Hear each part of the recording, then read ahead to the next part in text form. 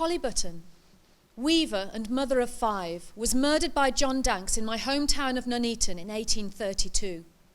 He was her married lover, and she was heavily pregnant when he lured her to an isolated barn and slashed her throat. I remember it being the talk of the town for weeks. Her cries could be heard from half a mile away. The crime was so shocking it was reported nationally.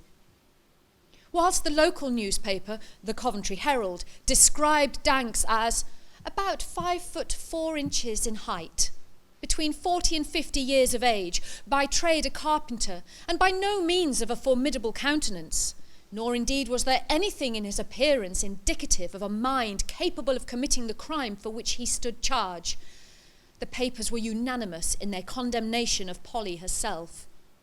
One newspaper described her as the victim of her own gross immorality, and her children as the fruit of an almost indiscriminate intercourse.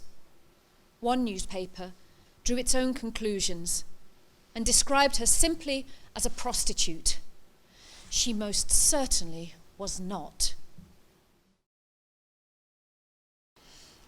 Dear Mr. Coventry Herald, I'm sending these lines as I wish to complain of the way you report on the death of poor Polly, as if she is somehow to blame.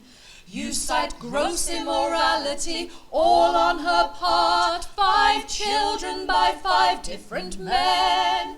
You suppose they are innocent victims of her, driving each to abandon her then. Dear Mr. Coventry Herald, I hope you have cause to repent of your crime. May your ignorance now serve to tarnish your image, at least in 200 years' time.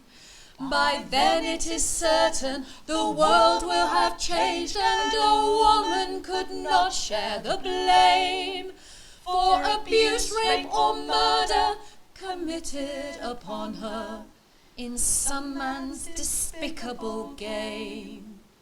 If there's gross immorality here on these streets, well, do something worthwhile with your pen.